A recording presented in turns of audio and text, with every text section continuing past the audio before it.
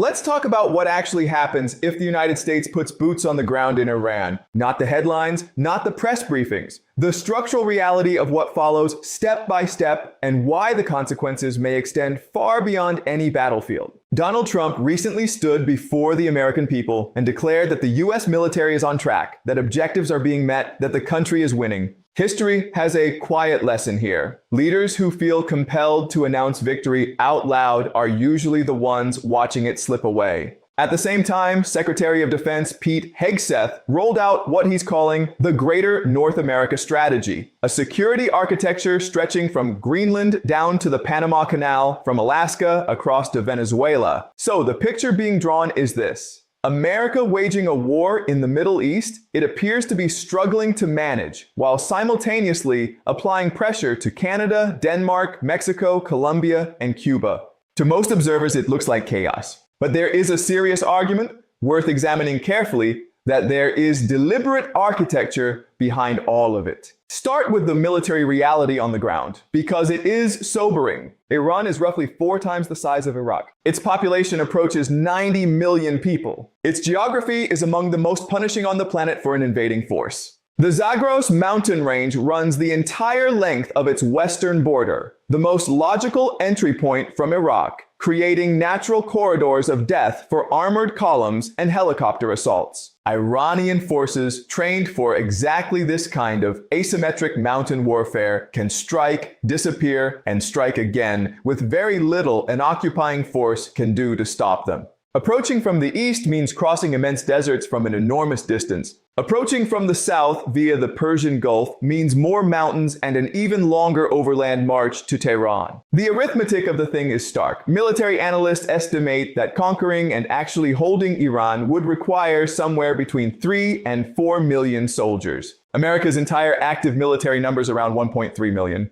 There are currently roughly 50,000 US troops deployed across the entire Middle East. The numbers simply do not add up, and yet credible signs of preparation are accumulating. Reserve soldiers have been receiving deployment notices. Prediction markets, where real money moves on real-world probability, are showing significant positioning toward an imminent ground invasion. These are not trivial signals. So imagine the invasion begins. Whether through Iraq or via amphibious operations near the Strait of Hormuz, Iran activates a defense plan that has been in development for 25 years. This is not a country that has been preparing for a decade. It has been specifically engineering its military infrastructure to absorb and exhaust an American ground campaign for a quarter of a century. Underground command structures are buried deep inside mountain ranges. Missile batteries and drone arsenals are hidden in locations that American intelligence has not fully mapped. Weapon systems have been custom built to destroy helicopters, tanks, and supply convoys in exactly the terrain an invader would have to cross. And here is the critical part. Throughout the ongoing air campaign, Iran has drawn on only a fraction of its underground military capacity. The vast majority of its firepower has not yet been deployed. In the early weeks, coverage will almost certainly frame the operation as a success. Territory will be taken. Visible infrastructure will be destroyed. But within weeks, as happened in Vietnam, in Afghanistan, in post-invasion Iraq, the pattern reasserts itself with brutal consistency. Supply lines get severed. Fuel convoys become targets for drones. Every aircraft becomes a liability as much as an asset. America has always been exceptional at the opening strike. What has historically broken its campaigns is the prolonged fight, the grinding war of attrition where conventional firepower loses its decisive advantage. Iran has studied this pattern for decades and built its entire military doctrine around the precise moment when that breakdown begins. Now consider what happens to the global economy, because this is the dimension most analysts are dramatically underestimating.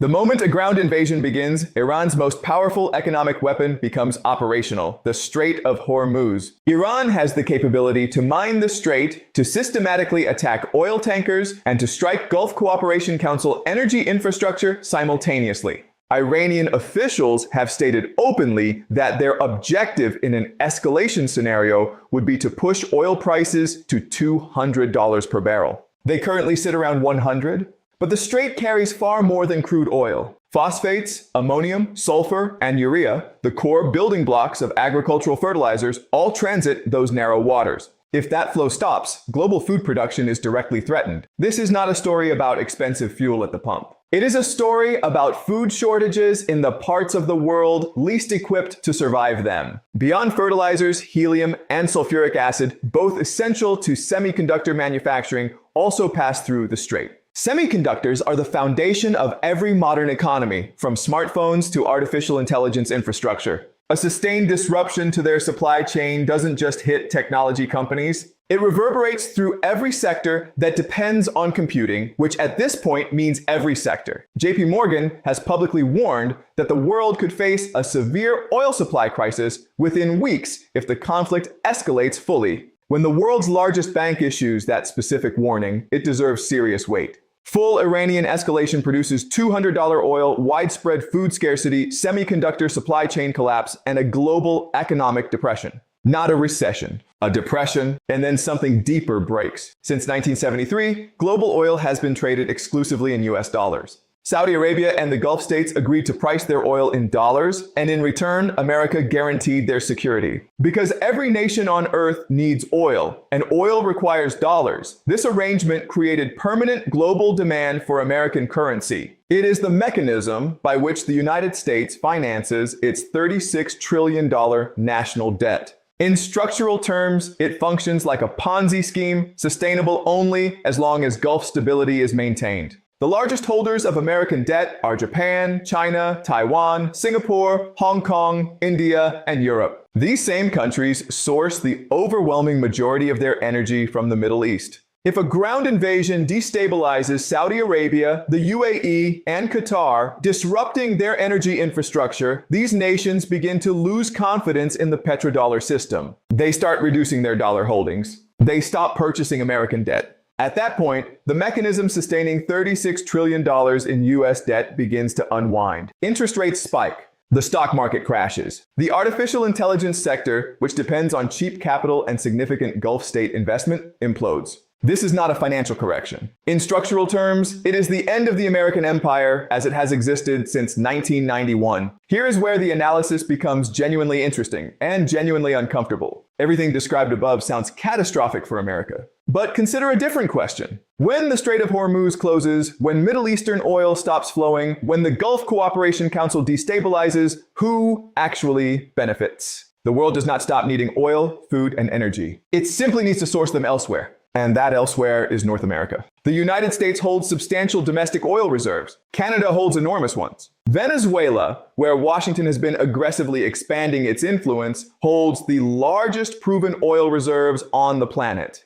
Mexico sits adjacent. North America is also the world's dominant food producer. If Middle Eastern fertilizer supply chains are severed, Europe and Asia turn to North American agricultural exports. The strategic logic, stated plainly, runs like this. America initiates a war in the Middle East that it cannot win militarily. The Middle East destabilizes. Europe, Japan, South Korea, India, and China all become dramatically more dependent on North American energy, food, and raw materials. America loses the war, but wins the resource competition that comes after it. This explains the pattern of Trump's broader foreign policy in a way that pure chaos cannot. The pressure on Canada, the interest in Greenland, the moves on Venezuela, the confrontation with Mexico. These are not random provocations. They are the assembly of a self-sufficient continental economic bloc.